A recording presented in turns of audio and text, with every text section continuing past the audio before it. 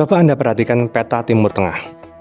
Banyak orang di luar sana mengira Iran sama saja dengan negara Arab lainnya.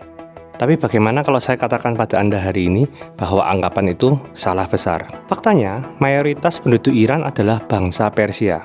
Secara politik, Iran memang berstatus negara Islam pasca revolusi 1979. Namun secara identitas, mereka adalah pewaris peradaban ribuan tahun yang terpisah total dari bangsa Beduin Arab. Ribuan tahun sebelum Islam ada di dunia, Persia adalah pusat kekaisaran dunia yang sangat kaya raya dengan arsitek yang hebat, istana yang megah, jalan raya, aturan perundang-undangan dengan hukum tertulis, ilmuwan, sarjana, seni dan sastra, kebebasan beragama dan budaya yang kuat. Dan mayoritas masyarakat Persia waktu itu adalah memeluk Zoroastrianisme. Latar belakang sejarah inilah yang membuat kultur Iran sangat berbeda dari negara-negara Arab di kawasan tersebut. Di video kali ini kita akan bongkar sejarah asli Iran. Kita akan bedah bagaimana Persia dulunya menguasai 44% populasi dunia, rahasia kekayaan ekonomi mereka, hingga alasan kenapa mereka menolak memakai bahasa Arab. Tonton sampai habis karena ini akan membuka wawasan pengetahuan Anda 180 derajat. Mari kita kembali ke masa lalu. Sejarah Iran bermula dari bangsa Elam sekitar tahun 3200 sebelum Masehi.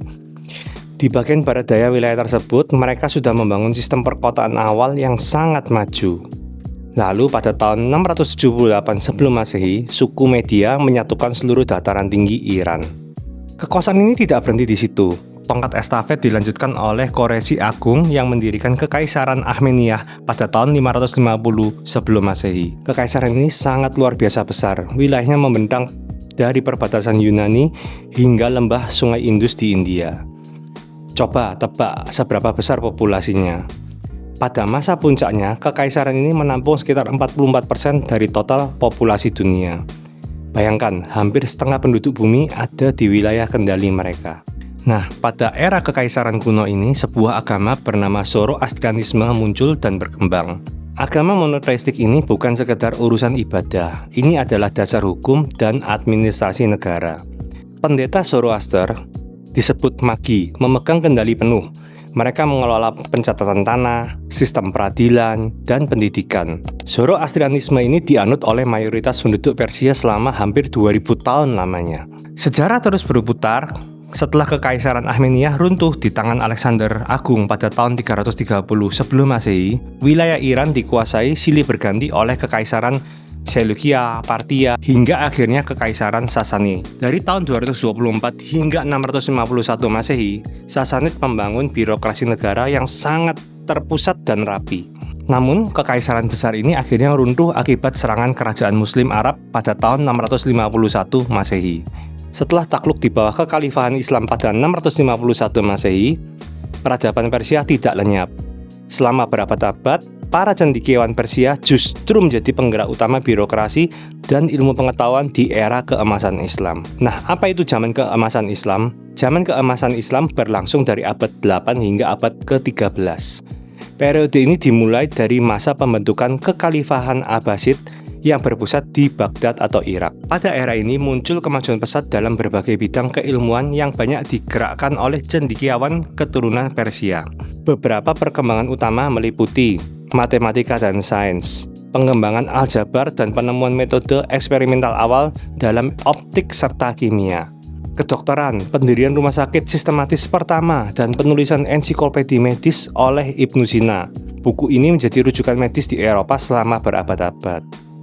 Pusat penerjemahan, pendirian Baitul Hikmah, House of Wisdom di Baghdad untuk mengumpulkan dan menerjemahkan teks-teks klasik Yunani, Persia, dan India ke dalam bahasa Arab. Era keemasan Islam ini runtuh pada tahun 1258 Masehi. Kejatuhan ini terjadi ketika pasukan kekaisaran Mongol yang dipimpin oleh Hulagu Khan menaklukkan Baghdad.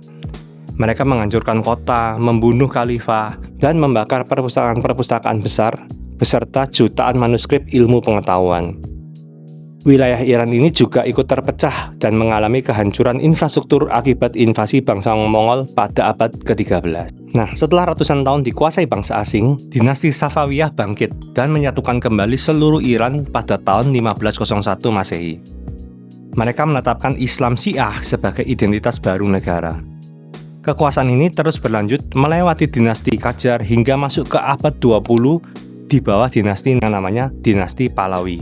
Dinasti Pahlavi memimpin negara ini dan mencoba melakukan westernisasi. Tapi ketimpangan ekonomi dan represi politik memicu kemarahan rakyat. Hal ini meledak menjadi revolusi pada tahun 1979. Monarki digulingkan dan pemerintahan berubah total menjadi Republik Islam Iran. Hingga 2026 ini Iran masih menjalankan sistem republik teokratis. Apa itu republik teokratis? Republik teokratis adalah sistem pemerintahan yang menggabungkan elemen demokrasi perwakilan dengan kekuasaan ulama. Rakyat memiliki hak untuk memilih presiden dan anggota parlemen melalui pemilihan umum.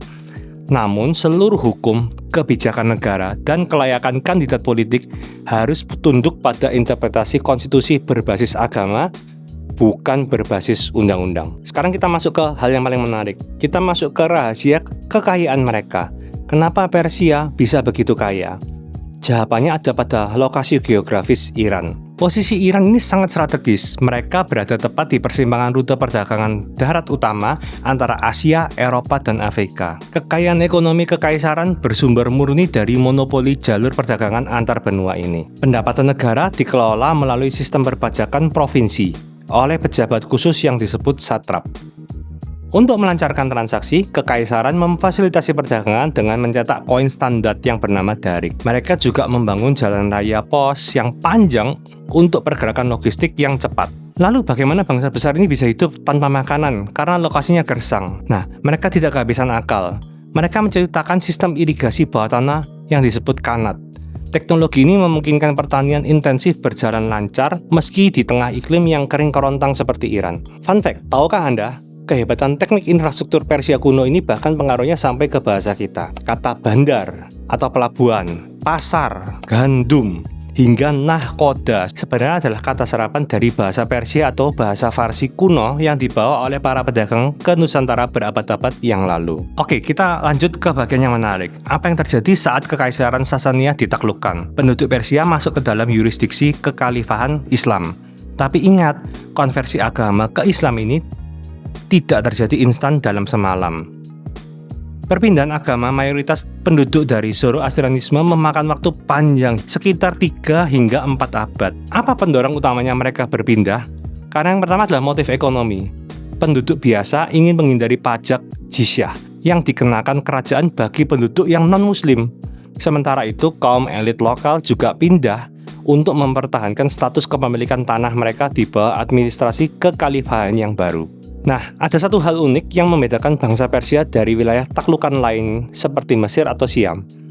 Bangsa Persia menolak keras asimilasi linguistik. Mereka menolak menggunakan bahasa Arab sebagai bahasa ibu. Penduduk tetap mempertahankan bahasa Persia atau bahasa Farsi untuk percakapan lisan dan literatur sastra mereka. Mereka hanya meminjam abjad Arab untuk sistem penulisannya saja. Malahan, para cendekiawan Persia yang jenius ini justru mendominasi posisi wasir atau birokrasi elit di kekhalifahan Abbasiyah. Transisi akhir pembentukan identitas ini terjadi pada tahun 1500 Masehi. Saat dinasti Safawiyah menyatukan seluruh wilayah Iran, mereka menetapkan Islam Syiah Imam 12 sebagai agama resmi negara. Ini adalah langkah geopolitik yang cerdas. Keputusan ini mengakhiri mayoritas Sunni di wilayah tersebut, menciptakan batasan identitas geopolitik yang tegas. Iran jadi punya tembok pembatas dari Kekaisaran Ottoman di barat dan Kekaisaran Mughal di timur. Sejarah panjang yang kita bahas tadi membentuk identitas Iran melewati revolusi hingga 1979 menjadi negara teokratis modern. Tapi kenapa di era modern ini, ketidakstabilan regional Iran ini terus berulang? Hal ini didorong oleh beberapa faktor spesifik.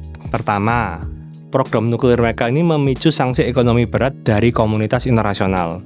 Sanksi ini menekan nilai mata uang dan membatasi akses pengusaha Iran ke pasar global. Kedua, adanya persaingan geopolitik. Iran mendanai dan mendukung kelompok proksi bersenjata di berbagai negara tetangga untuk memperluas pengaruh sekaligus melawan blok yang pro-barat. Faktor ketiga adalah friksi internal sejak revolusi 1979.